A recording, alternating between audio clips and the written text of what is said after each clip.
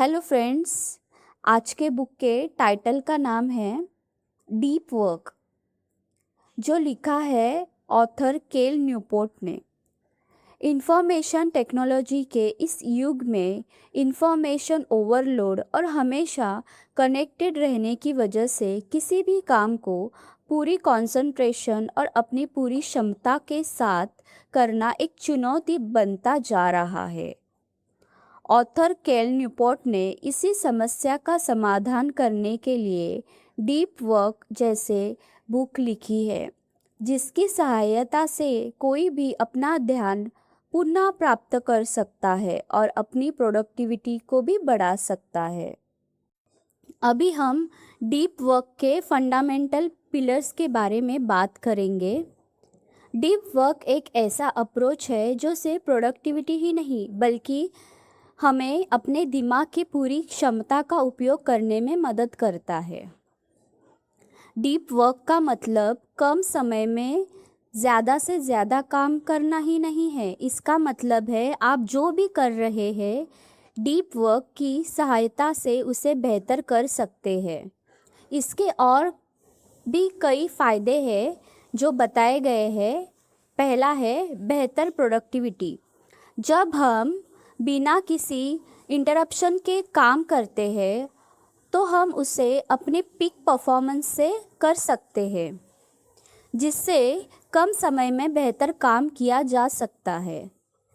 दूसरा है क्रिएटिविटी। जब हमारे सामने कोई डिस्ट्रैक्शन नहीं होता तो हमारे मस्तिष्क में नए नए विचार आते हैं, जिससे हमारी क्रिएटिविटी बेहतर बनती है। तीसरा है problem solving skill. Deep work बड़ी समस्याओं को छोटे छोटे पार्ट्स में विभाजित करने की हमारी मानसिक क्षमता को बढ़ाता है, जिससे समस्या का समाधान निकलना आसान हो जाता है। चौथा है महारत हासिल करना।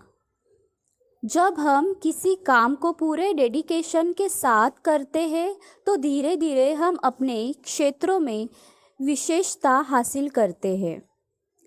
डीप वर्क को वास्तव में समझने के लिए इसे इसके विपरीत यानी शैली वर्क के साथ कंपेयर करके देखने की आवश्यकता है। अभी हम जानेंगे cultivating deep work in a distracted world. हमारी हाइपर कनेक्टेड दुनिया अद्भुत होते हुए भी किसी फोकस काम को करना बड़ा चुनौतीपूर्ण बना देती है। लगातार डिस्ट्रैक्शन, अलर्ट्स और ऑलवेज ऑन के ज़माने में काम पर फोकस करना दिन पर दिन मुश्किल होता जा रहा है। यूसी इरविन जैसे अध्ययनों से पता चलता है कि रुकावट के बाद फिर से ध्यान केंद्रित करने में लगभग 24 मिनट लगते हैं। ऑथर केल न्यूपोर्ट का कहना है कि आज की इस ध्यान भटकाने वाली दुनिया में ध्यान केंद्रित करने का मतलब सिर्फ काम को पूरा करना ही नहीं बल्कि अपने अटेंशन स्पैन को बेहतर बनाना है। वह कहते हैं कि हमें सिर्फ बेहतर प्रोडक्टिविटी के लिए ही नहीं बल्कि अपने मेंटल रिसोर्सेस के लिए है फोकस काम करने के लिए समय निकालना चाहिए और जिसका निरंतर अभ्यास भी करना चाहिए। अभी हम देखेंगे the 4 rules of deep work यानी डीप वर्क के 4 रूल्स। पहला है रूल नंबर 1, डीपली वर्क करें यानी डीपली काम करें। फ्रेंड्स, आजकल की फास्ट लाइफ में मल्टीटास्किंग करना एक आम बात बन गई है, लेकिन सच्चाई ये है मल्टीटास्किंग का सीधा असर हमारी प्रोडक्टिविटी पर पड़ता है। काम को अच्छे ढंग से करने के लिए आपको कई काम एक साथ न करके एक बार में लगकर एक ही काम को करना है, जिन्हें ऑथर फोकस वर्क स्प्रिंट्स कहते हैं। फोकस वर्क स्प्रिंट्स क्या है? ऐसे डेडिकेटेड टाइम ब्लॉक्स है जिनमें आप हर प्रकार के डिस्ट्रैक्शन से दूर होकर किसी एक काम को पूरी लगन के साथ करते हैं। फोकस्ड वर्क स्प्रिंट्स आपके मस्तिष्क को डीप वर्क करने में मदद करते हैं, जहां आप न सिर्फ कॉम्प्लेक्स प्रॉब्लम्स को आसानी से सॉल्व कर सकते हैं बल्कि अपने क्रिएटिविटी को भी उजागर कर सकते हैं। फोकस्ड वर्क स्प्रिंट्स की सहायता से हाई क्वालिटी वर्क होता है और मीनिंगफुल रिजल्ट्स भी मिलते हैं। फोकस वर्क स्प्रिंट्स का उपयोग कैसे करें? टाइम स्लॉट्स शेड्यूल करें। डीप वर्क के लिए अपने कैलेंडर में टाइम ब्लॉक करें और उन्हें महत्वपूर्ण मीटिंग्स की तरह ट्रीट करें। दूसरा है, अपना ध्यान भटकने न दे। ज़्यादा ब्राउज़र टैब्स को बंद कर दे। फ़ोन और लैपटॉप नोटिफिकेशन को साइलेंट मोड पर कर दे। अपने साथियों को बता दे कि आप इन टाइम ब्लॉक्स के समय अवेलेबल नहीं होंगे। तीसरा है, स्पष्ट लक्ष्य निर्धारित करें। फोकस और मोटिवेशन बनाए रखने के लिए ये निर्धारित करें कि आप हर एक टाइम ब्लॉक से क्या हासिल करना चाहते हैं। नेक्स्ट है, छोटी स्प्रिंट से शुरुआत करें। आप 20-30 मिनट की स्प्रिंट से शुरुआत कर सकते हैं और जैसे जैसे आपका फोकस और स्टैमिना बढ़ता जाए वैसे वैसे आप अवधि बढ़ा सकते हैं। ब्रेक ले। मानसिक थकान से बचने के लिए 2 स्प्रिंट्स के बीच दिमाग को आराम दे और रिचार्ज होने दे। रूल नंबर 2, बोरियत से न घबराए। आपने अक्सर देखा होगा कि लोग बोरियत से बचने के लिए डिजिटल स्क्रीन यानी मोबाइल फ़ोन, लैपटॉप, टीवी इत्यादि में खुद को बिजी कर लेते हैं। ऑथर कैल न्यूपोर्ट का कहना है कि अगर हमने बोरियत से डरना छोड़ दिया तो हम अपना ध्यान केंद्रित करना सीख जाएंगे और बिना डिस्ट्रैक्शन के मुश्किल कामों को भी अंजाम दे सकेंगे। वह इसकी 2 प्रमुख वजह बताते हैं। एक है डिस्ट्रैक्शन की वजह को समझना। जब हम बोर होने से डरते हैं तो हम ऐसी बाहरी चीज़ों पर निर्भर हो जाते हैं जो ध्यान भटकाने का है, जैसे सोशल मीडिया, न्यूज़ या फिर यूं ही स्क्रीन स्क्रॉल करना। एक बार जब हम इन चीज़ों की चंगुल में फंस जाते हैं तो फिर बाहर निकलना आसान नहीं होता है। दूसरा है, बोरियत ध्यान देने वाली मांसपेशियों का निर्माण करती है। जब हम खाली समय को खाली रहने देते हैं और उसे सोशल मीडिया इत्यादि जैसी चीज़ों से नहीं भरते हैं तो हम अपने दिमाग को भटकने, एक्सप्लोर करने की अनुमति दे देते हैं। यह आंतरिक अन्वेषण हमारे कॉग्निटिव कंट्रोल और ध्यान की मांसपेशियों को मजबूत करता है, जिससे हमें बाद में डिस्ट्रैक्शन से बचने के लिए बेहतर ढंग से तैयार होते हैं। ऑथर ने बोरियत को अपनाने और अपना ध्यान केंद्रित करने के लिए कई सुझाव दिए हैं। उनमें से पहला है, बोरियत का समय निर्धारित करें। अपने स्केड्यूल में ऐसा समय निर्धारित करें जहां आप किसी इलेक्ट्रॉनिक डिवाइस या अन्य किसी बाहरी चीज़ का उपयोग नहीं करेंगे। ये समय आप ऑफिस जाते समय, सोने से पहले कभी भी निकल सकते हैं या फिर डीप वर्क के लिए समर्पित फोकस ब्लॉक्स भी बना सकते हैं। दूसरा है, इंटरनल एक्सप्लोरेशन को अपनाएं। चुप्पी से न डरे। बोरियत का उपयोग अपने दिमाग को भटकने, विचारों पर विचार करने या इंटरनल प्रॉब्लम सॉल्विंग करने के अवसर के रूप में करें। जर्नलिंग, मेडिटेशन या चुपचाप बैठना जैसी एक्टिविटीज़ काफ़ी उत्पादक हो सकती है। तीसरा है, असुविधा को चुनौती दे। उबने पर अपने फ़ोन तक पहुंचने की प्रारंभिक इच्छा सबसे प्रबल होती है। इस इच्छा को दबाएं और खुद को बोर होने दें। छोटी अवधि से शुरुआत करें और जैसे जैसे आप असुविधा से सहज होने लगे तो धीरे धीरे अवधि बढ़ाए। चौथा है, फोकस्ड अटेंशन को रिवॉर्ड दे। केंद्रित कार्य की अवधि पूरी करने या ध्यान भटकाने की इच्छा का विरोध करने के बाद अपने आप को ऐसी चीज से पुरस्कृत करें जिसका आप वास्तव में आनंद लेते हैं। यह डीप वर्क के साथ सकारात्मक जुड़ाव को मजबूत करता है और भविष्य में आपकी इच्छा शक्ति को मजबूत करता है। बोरियत को अपना कर और उत्तेजना की निरंतर इच्छा का विरोध करके हम ध्यान केंद्रित करने और अपना सर्वश्रेष्ठ प्रदर्शन करने की अपनी क्षमता में उल्लेखनीय सुधार कर सकते हैं। आपको बोरियत को खत्म नहीं करना है, बल्कि इसे सहन करना सीखना है। रूल नंबर 3, सोशल मीडिया छोड़िए। कैल न्यूपोर्ट कहते हैं कि सोशल मीडिया टाइम पास नहीं है, बल्कि यह हमारे ध्यान केंद्रित करने और सार्थक काम करने की शक्ति पर हानिकारक प्रभाव डालता है। सोशल मीडिया क्यों छोड़ना चाहिए? पहला पॉइंट है shallow engagement versus deep work. Social media interaction क्षणभंगुर होते हैं।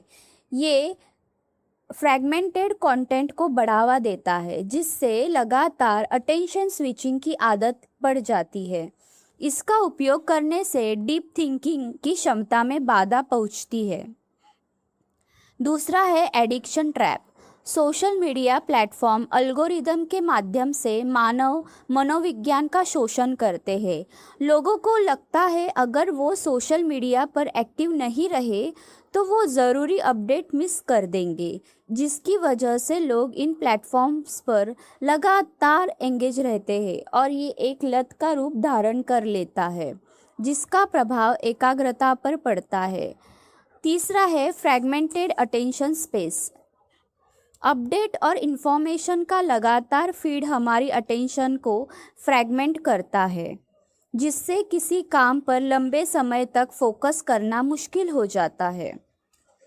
चौथा है comparison epidemic. Social media comparison को बढ़ावा देता है, जिससे लोग अन्य लोगों के जीवन की अवास्तविक चीज़ें देखकर खुद को उनसे कम समझने लगते हैं और हीन भावना का शिकार होते हैं। इससे चिंता बढ़ती है, जिसकी वजह से काम में मन नहीं लगता है। अभी हम जानेंगे सोशल मीडिया कैसे छोड़ें। सोशल मीडिया को पूरी तरह से छोड़ना हर किसी के लिए आसान नहीं हो सकता और इसके लिए ऑथर कैल न्यूपोर्ट ने कुछ सुझाव दिए हैं। पहला सुझाव है सिलेक्टिव एंगेजमेंट।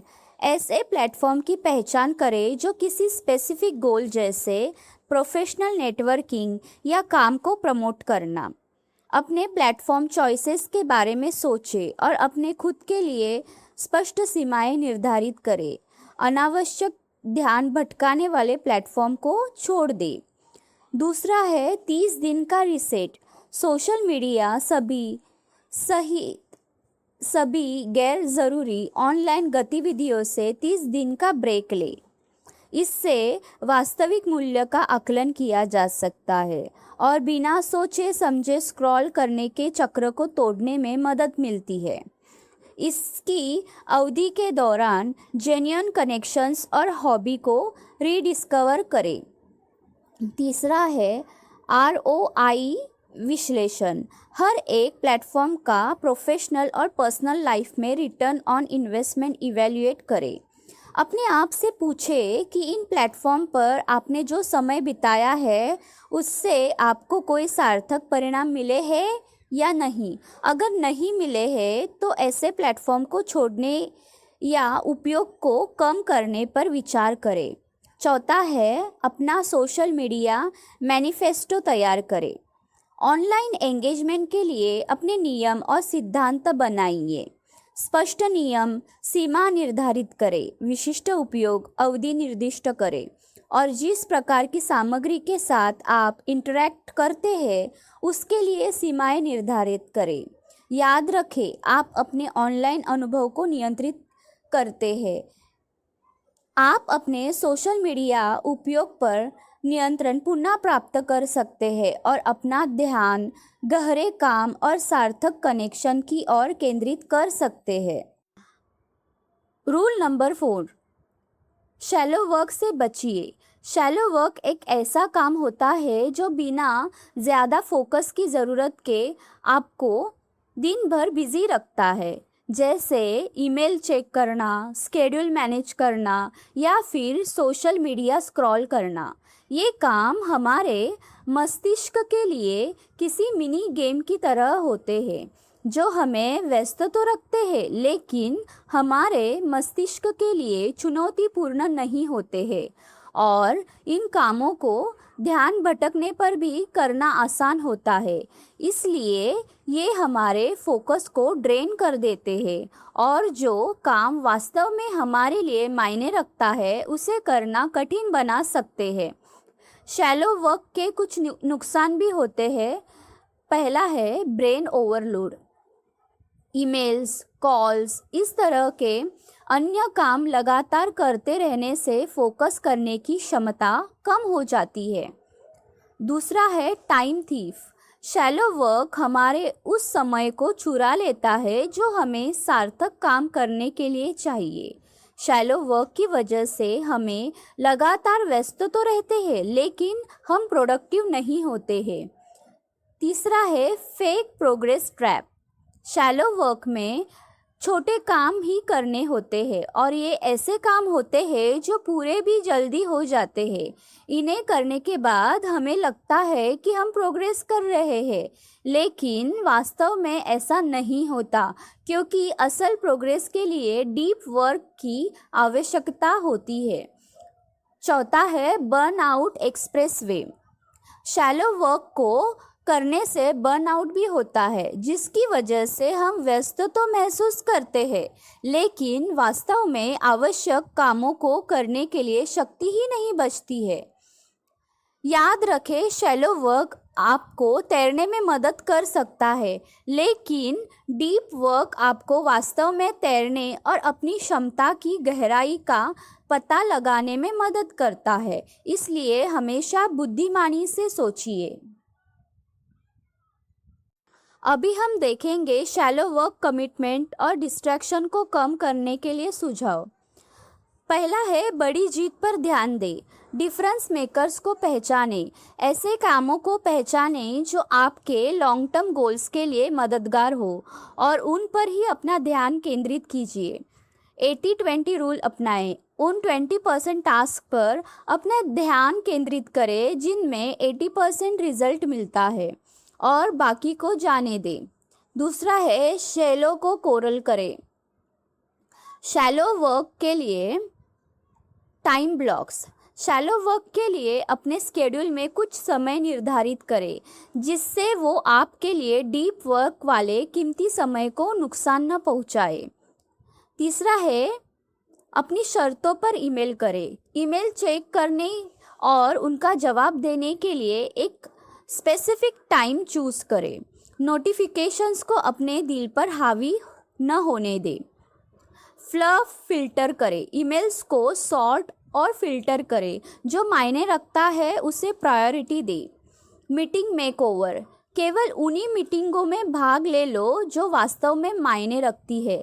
चीज़ों को ट्रैक पर रखने के लिए क्लियर एजेंडा और समय निर्धारित करें।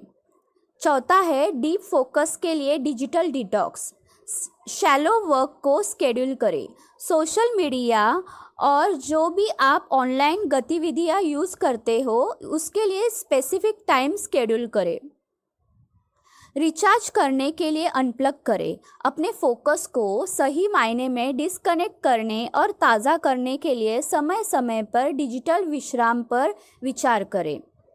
पांचवा है एडेप्ट एंड कॉन्कर। नियमित रूप से अपनी कार्य सूची का मूल्यांकन करें। उन कार्यों को हटा दें जो आपके लक्ष्यों में योगदान नहीं देते। फ्लेक्सिबल रहे। अपनी प्राथमिकताओं और परिस्थितियों के अनुसार खुद के टाइम को एडजस्ट करने के लिए तैयार रहे। Applying deep work in your life. Deep work की एक्टिविटीज़ की पहचान कीजिए। हाई इम्पैक्ट टास्क को प्रायोरिटी दें। ऐसी एक्टिविटीज़ को प्रायोरिटी दें जो आपकी प्रोफेशनल और पर्सनल लाइफ में मददगार हो। ऐसे काम का चयन करें जिसके लिए कॉन्सन्ट्रेटेड एफर्ट और क्रिएटिविटी की आवश्यकता हो और जो मूल्यवान भी हो।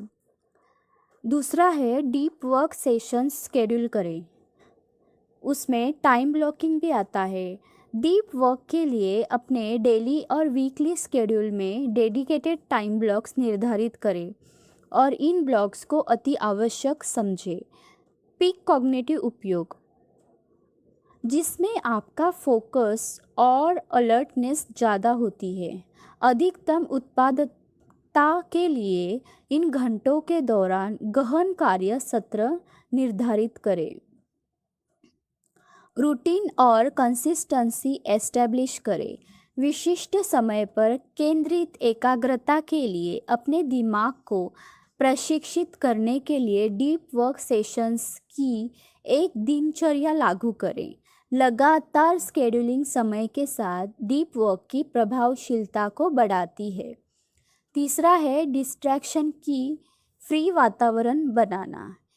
एक समर्पित स्थान नामित करें। डीप वर्क के लिए एक ऐसा स्थान चुनें जहां एनवायरमेंटल डिस्ट्रैक्शन कम से कम हो। ऐसा स्थान चुनें जहां आरामदायक और ध्यान केंद्रित करने के लिए अनुकूल और अच्छी रोशनी वाला हो। डिजिटल डिस्ट्रैक्शन को कम करें। डीप वर्क सेशन के दौरान गैर आवश्यक नोटिफिकेशंस को ऑफ रखें। ध्यान भटकाने वाली वेबसाइट तक पहुंच सीमित करने के लिए वेबसाइट ब्लॉकर्स या प्रोडक्टिविटी एप्लीकेशंस का उपयोग करें। कम्युनिकेशन गाइडलाइंस बनाएं। मित्रों और परिवार को अपने डीप वर्क शेड्यूल के बारे में बताएं। चौथा है सामान्य चुनौतियों का समाधान। रेस्ट और रिकवरी को प्राथमिकता दें। बर्नआउट से बचने के लिए पर्याप्त आराम और रिकवरी आवश्यक है। ध्यान केंद्रित बनाए रखने और मानसिक थकान को कम करने के लिए योजनाबद्ध ब्रेक के साथ डीप वर्क को बैलेंस करें। प्रभावी कार्य प्राथमिकता को लागू करें। दीर्घकालिक लक्ष्यों के साथ उनके प्रभाव और संरेखन के आधार पर कार्यों को प्राथमिकता दें। मूल्यांकन के माध्यम से निरंतर सुधार। नियमित रूप से अपनी डीप वर्क स्ट्रैटेजीज की इफ़ेक्टिवनेस का आकलन करें। अपनी डीप वर्क दिनचर्या को रिफाइन करें और बेहतर बनाने के लिए उपकरणों और स्केड्यूल के साथ प्रयोग करें। फ्रेंड्स, आजकल की डिजिटल दुनिया में जहां डिस्ट्रैक्शन की भरमार है, डीप वर्क हमें एक ऐसा रास्ता दिखाती है जहां हम अपना फोकस वापस पाकर मीनिंगफुल रिजल्ट हासिल कर सकते हैं। डीप वर्क का मतलब बिजी स्केड्यूल में ज़्यादा काम करना नहीं है। डीप वर्क का मतलब है ऐसे कामों के लिए वास्तव में हमारे लिए मायने रखते हैं और डीप वर्क के लिए डिस्ट्रैक्शन को कम करना, ऐसा वातावरण बनाना जिसमें कंसंट्रेट करना आसान हो और अपनी पूरी मेंटल एनर्जी अपनी टास्क पर लगाना शामिल है। प्रोफेशनल और पर्सनल लाइफ दोनों के लिए डीप वर्क कॉग्निटिव माइंड इस दुनिया में फूलने के लिए एक आवश्यकता है। हमें आशा है आपको ये समरी पसंद आई होगी। लाइक करें, सब्सक्राइब करें। Thank you.